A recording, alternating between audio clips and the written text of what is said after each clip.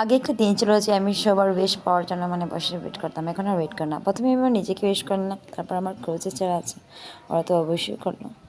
তো এটাতে আমি খুশি। মিষ্টিমেয় কয়েকজন যদি তোমাকে ভালোবাসে সেটার জন্য খুশি। হাজারো লোকের ভালোবাসা আমি চাই না, মিথ্যে ভালোবাসা, সত্যিকার যদি দুজনেই ভালোবাসে দ্যাটস অল। এখন আমি আর আগের মতো অপেক্ষা করি না কে উইশ করবে কে না, মন খারাপ করেও না, আগে মন খারাপ করে বসতাম, মনও খারাপ করি না, যারা ভালোবাসে অবশ্যই উইশ করবে। মুষ্টিমেয় দু একজন যদি মন থেকে উইশ করে দ্যাটস ওকে। আমি যারা যারা করেছে তার জন্য থ্যাংক ইউ সো মাচ, সবাইকে আমি জানাচ্ছি তোমাদের জন্য আমার অনেক ভালো দিনটা কাটলো, থ্যাংক ইউ সো মাচ। একটু মন খারাপ ছিল স্বামী আসেনি বলে, স্বামী আসলে হয়তো বা একটু ভালো করতো। প্রিয় মানুষ থাকলে সেটা অন্য কথা। তো তাপি আমার অনেক ভালো লাগে যে উনি দূর থেকে অনেক বেশি ভালোবাসা দিয়েছেন আর দূর থেকে অনেক বেশি ভালোবাসা। Thank you so much, it is enough for me. তো তোমরা বার্থডেতে মন খারাপ করবে না, যে কয়জন তোমাদেরকে বেশ করে সেটা নিয়ে খুশি থাকবে। আর অবশ্যই যারা ভালোবাসে অবশ্যই তোমাকে যে কোনো পরিস্থিতি মনে রাখবে, ঠিক আছে? আর তোমার সুন্দর দিনগুলো সুন্দর করার অবশ্যই চেষ্টা করবে। গিফট বড়, এটাই হচ্ছে সবচেয়ে বড় গিফট। তো বার্থডেতে আমার স্বামী তো একটা আংটি দিয়েছিল বার্থডে উপলক্ষে, তো এটা আমি তোমাদের দেখাতে পারিনি কারণ এত ব্যস্ত ছিলাম, আংটিটা পরারও সময় পাইনি। তো অন্য একদিন দেখাবো। আর একটা হারও দিয়েছেন, তোমাদেরকে দেখাবো স্পেশাল গিফট, কালী পুজোতে দেখাবো। আর আমার দিদিরা নিয়ে এসেছিলো একটা পলা নিয়ে এসেছিলো, দেখাবো তোমাকে। মাসি ওরা নাইট দিয়েছে, কাউকে আমি ইনভাইট করিনি, ওরা এসেছিলো বলে তাই বার্থডে সেলিব্রেট করিনি।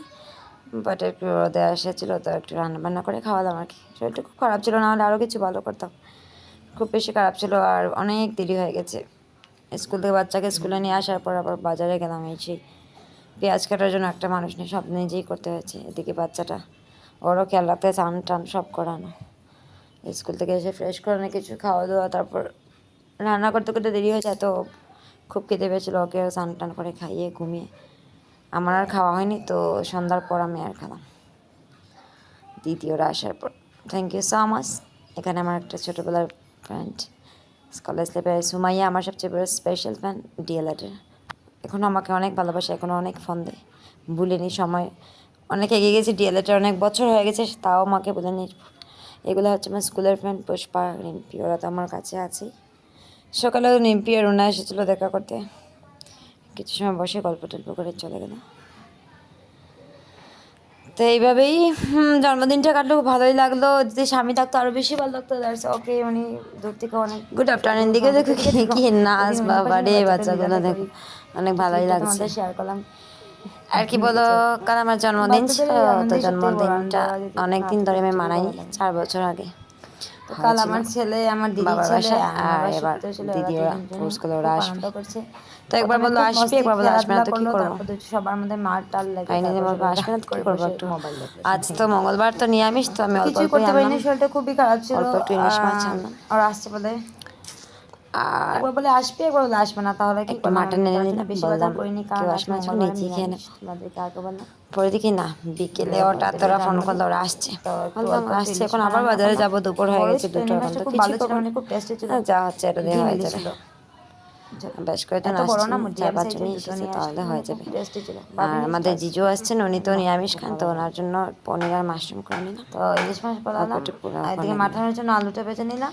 তো দেখো মাংসের জন্য আলু ভাজা করে নিলাম, ভেজ খাম। তো আর এবার আমি দেখো কি করছি, ডালটা সম্ভার দিয়েছি, চালটা নিরামিষ করবো কারণ নিরামিষ করলে সবাই খেতে পারবে। জিজু তো নিরামিষ, তোমাকে বললাম নিরামিষ ডালটাই করলাম। এদিকে মাটনটা বসিয়ে দিলাম।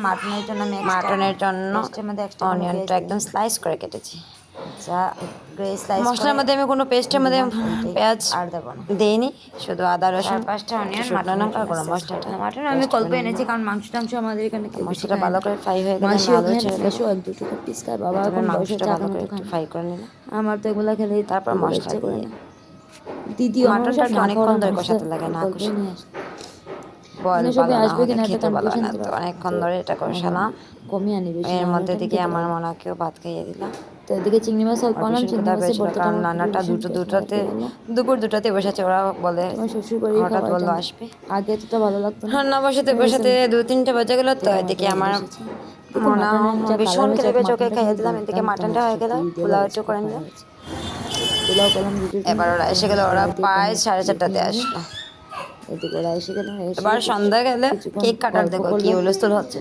ওরা একটু খাওয়া দাওয়া করে তারপর কেক কাটতে গিয়ে আমার মনা কি করছে, ও ভেবেছে ওরই বার্থডে, বাসের করে বললো বেলুন আসতে হচ্ছে না, বেলুন পরে আসবে। টিউশনে যাবে বলে তো কেক টেকে তো কেক কাটতেই দিচ্ছিল না, ওরা দেখো ঘাম ঝরছে, ওরা কি দৌড়াদৌড়ি করছে তিনটা মিলে। প্রথমে খুব আনন্দ করলো, তা মারপিট, তারপরে পুতুলের তো ট্যাং ব্যাং সব কিছু আগলে করে দিল। এদিকে মাসি দাঁড়িয়েছে, কেক নিয়ে প্রথম মনে তো আমাকে একটা ড্রেসই পরতে দিল না, দেখো আমাকে কাপড় পরা রেডি দিল না, সামনে একটা পুজোর ড্রেস ছিল, ওটা দৌড় দিয়ে কাপড়টা রেডি করলাম, চটপট করে কেকটা কাটবো মানে কাপড় পরা শুরু দিচ্ছে না, কেকটা কেটে ফেলবে মানে কি পাগল লাগছিল মানে। দেখো কেক কেটে খাওয়া হয়েছে, এদিকে এটা আমার দিদি নিয়ে এসেছিল বার্থডের জন্য, আর ওর মাসি ওরা আমাদের সাথে একটা কয়না এনেছে, জামা দিয়েছে। তো সকালে উঠে দিদি ঠাকুর ঠাকুর দিয়ে দিল, রাঙা রুটি বানিয়ে চা বানিয়ে দিল, স্বামী আমার আমি দিকে স্নান টান করে এসে ঘুগনি একটু বানিয়ে দিলাম। ওরা চলে যাবে তাড়াহুড়ো করে, কারণ মেশোকে গিয়ে এদিকে ওরা সকালে চলে যাবে, আজ মঙ্গলবার, ওদের জন্য ঘুগনি করলাম, মাসি এদিকে রুটি বানিয়ে দিলাম, রুটি ঘুগনি খেয়ে বার্থডে দিনে বানাতে চান লুচি ঘুগনি, বাচ্চাদের জন্য দেরি করে সয়াবিন তরকারি, মানে শর্টকাট যেটা হয় মঙ্গলবারে, তো সয়াবিন ওরাই ভালোবাসে, দুটো একসঙ্গে চপ টপ এই সেই এসেছে, এই সেই নিয়ে এসেছে মেশো, চপ টপ মিষ্টি এইগুলো। এদিকে বাচ্চা বাই বাই, চলে